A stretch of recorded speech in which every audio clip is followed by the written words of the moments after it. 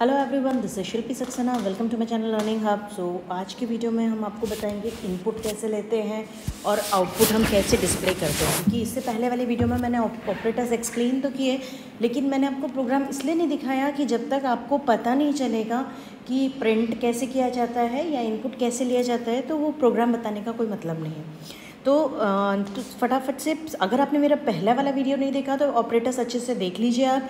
उसके बाद you can see कि how we can print output on screen, how we can take input from the user. तो पहले first of all हम input means whatever instruction या whatever data we are giving to the computer is input, ठीक है। And output means whatever we are displaying on the screen, जो भी हम screen पर print दे रहे हैं दैट इज़ आउटपुट, ठीक है। तो ये प्रिंट जो हम दे रहे हैं that can be on the monitor, that can be on the hard disk, that can be on the file. अगर मैं फाइल हैंडलिंग कर रही हूँ वो सब आउटपुट में जाता है। Input can be from your standard input device that is keyboard, और it can be from the file से भी इनपुट हो सकता है, आपके कीबोर्ड से भी इनपुट हो सकता है। जो इनपुट आउटपुट ऑपरेशंस होते हैं सी में, उसके लिए मुझे दो स्ट्रीम्स होती हैं, standard input and standard output. दोनों स्ट्रीम्स पे काम होता है, तब हम इनपुट ले पाते हैं और आउटपुट दे सकते हैं। अब फंक्शंस कौन कौन से हम यूज़ करते हैं? प्रिंट एफ, स्कैन एफ, गेटकैस, गेट्स एंड पुट्स। एक एक करके हम देखेंगे कैसे होता है। कि print F %x, that is x means it is access specifier, it can be D, it can be F, it can be L F, वो आगे सारे बताऊंगी कौन कौन से है। फॉर्मेट स्पेसिफायर बेसिकली बताता है कि किस डेटा टाइप का डेटा मुझे स्क्रीन पर प्रिंट करना है। ये फिक्स्ड फॉर्मेट स्पेसिफायर होते हैं जिसकी पूरे टेबल में अभी आपको दिखाऊंगी। कि इंटीजर टाइप का डेटा है तो हम %d लिखते हैं, अगर फ्लोट टाइप का डेटा है तो हम %f लिखते हैं, और उसके बाद ये रहता है इन्वर्टेड कॉमास में।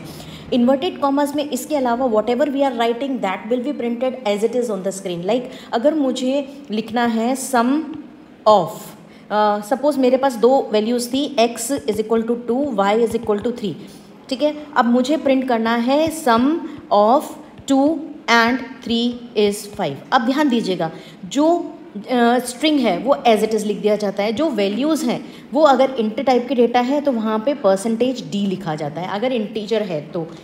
एंड %d, जहाँ ये वैल्यू है वह हमने %d लिखा है। इज़ इन्वर्टेड कॉमर्स, अच्छा इज़ जो आपका सम है वो मान लो सम में जा रहा है, इज़ %d, ठीक है। ये तो हो गया जो मुझे प्रिंट करना है। अब वो %d कहाँ से उठाएगा? That is x, y, sum। In this way it will be taken from the it will be displayed on the screen, ठीक है। and then bracket close and semicolon, and it is written print f, okay। तो this is format specifier, this is variable of data type। now the next format specifiers are for integer we have %d, जो आपके commonly use होंगे that is %d। अगर character type की value है तो %c, float type की value है तो %f, डबल वैल्यू है तो %lf, that is long float, जो मैंने अपने प्रीवियस वीडियोस में बताया था। lf अगर मैं डबल टाइप की वैल्यू ले रही हूँ। शॉर्ट इंट hd, ये हालांकि यूज़ नहीं होता है, ये भी कम यूज़ होगा। ये long int at times you will use, then long double, unsigned char mainly आपका होगा ये आप बहुत फ्रिक्वेंटली यूज़ करोगे, and little bit of this. So these will be use. एक और इसमें नहीं लिखा है, that is string type. String में आप लिखोगे %s। Formatted output means the way in which we want the output to be printed on the screen. Like if I'm writing print f, अगर सपोज मेरे पास एक वैल्यू है x = 3649, अगर मैं इसमें लिख रही हूँ \n for new line, %d and x, so this will be printed on the screen। इसमें तो कोई प्रॉब्लम नहीं है। लेकिन इसी के साथ अगर मैं कोई आपका नंबर लिख रही हूँ, मीन्स 10d, दैट इज़ हम टोटल 10 स्पेसेस दे रहे हैं इस इंटीजर को प्रिंट करने के लिए। मीन्स मेरे पास 10 स्पेसेस होंगी और प्रिंट क्या होगा? 3, 6, 4, 5 what ever the number is, and that will B right aligned. वहीं अगर मैं इसको लिख रही हूँ \n %-10d, तो it will be left align, left side से अलाइन होगा 3, 6, 5, 4, भले ही आपकी कितने भी स्पेसेस मिलेंगे।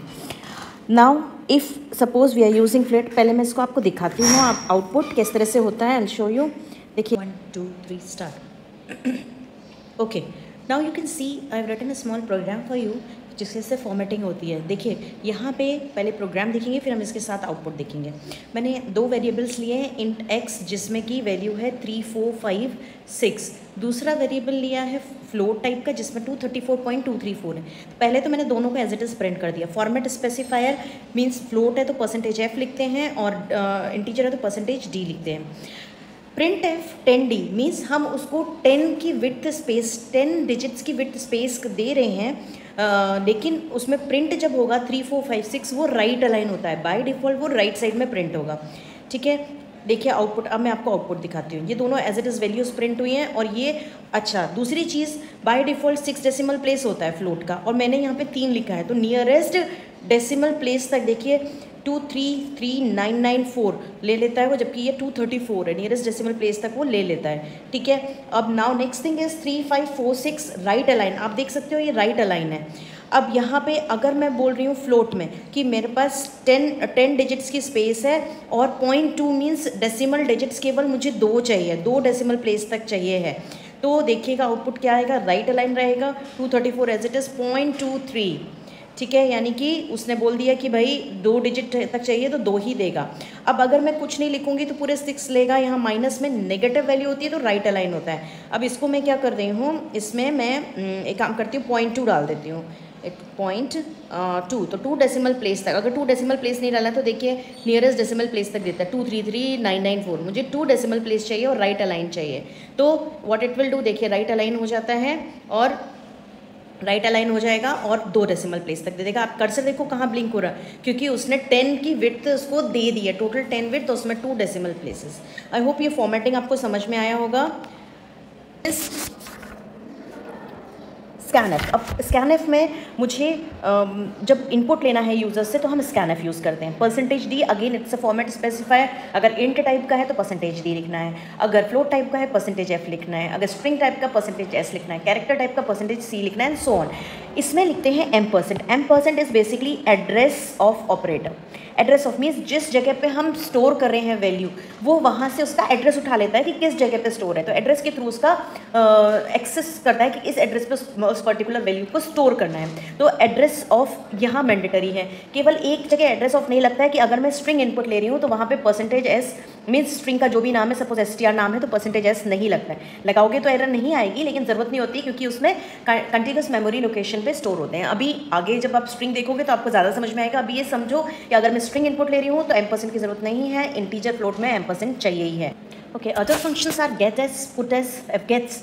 सो these functions also take input from the user. ये यूजली यूज़ होते हैं स्ट्रिंग्स के लिए। अब डिफरेंस कहाँ आता है, देखिए स्कैनएफ में फर्स्ट ऑफ ऑल सबसे बड़ा पॉइंट है स्कैनएफ में, जैसे ही हम स्पेस डालेंगे तो वो क्या करेगा, उसको ट्रंकेट कर देगा। जैसे मैंने आपको इंटीजर की भी बात करी थी, तो वहाँ पे जहाँ भी स्पेस करेंगे तो वहाँ से ट्रंकेट हो जाएगा। अगर मुझे सपोज एक सिंगल लाइन लेनी भी है अगर स्कैनएफ से, तो हम कैसे लिख सकते हैं, scanf then % and then square bracket में एक्सक्लेमेशन, ये एक्सपोनेंट वाला mark and backslashes and beans. जैसे ही न्यू लाइन कैरेक्टर मिले तब ट्रंकेट करे, उसके पहले ये ट्रंकेट नहीं होना चाहिए। एंड सपोज str में मैं सेव कर रही तो ये स्पेसेस भी लेगा। अब ड्रॉबैक क्या होता है, पहले तो ये तो स्कैनएफ हो गया। दूसरी चीज़ आपका गेट्स हो गया। गेट्स में बेनिफिट ये है, अगर मैं ले रही हूँ तो वो स्पेसेस भी लेगा और उसमें ये सब लगाने की कहानी लगाने की ज़रूरत नहीं है, डायरेक्टली स्पेस भी एक्सेप्ट करेगा। अब इन दोनों में प्रॉब्लम कहाँ आती है, सपोज मैंने डिक्लेयर किया है कि मेरे पास एक str नाम का वेरिएबल है जिसमें मेरे पास 10 कैरेक्टर्स की स्पेस है।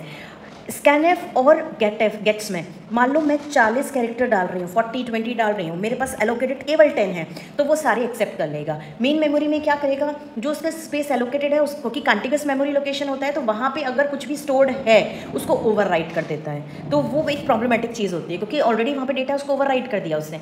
तो इसीलिए हम यूज़ करते हैं fgets। क्या होता है, जैसे मुझे उसमें 3 आर्ग्यूमेंट्स यूज़ होते हैं, str जो कि जिसमें वेरिएबल में स्टोर होना है, फिर आपके कितने कैरेक्टर्स चाहिए हैं और कहाँ से इनपुट चाहिए, stdr standard STDIN, standard input device, यानी कि कीबोर्ड से चाहिए हमको इनपुट, फाइल से नहीं चाहिए, कीबोर्ड से चाहिए। तो whenever you want to take input from the user, use fgets rather than using scanf या gets। जहाँ पे भी ये डाउट है कि number of characters can exceed, तो आप fgets लीजिए, तो ये केवल 10 कैरेक्टर्स ही लेगा, उसके बाद इसको एक्सेप्ट नहीं करेगा, ट्रंकेट कर देगा।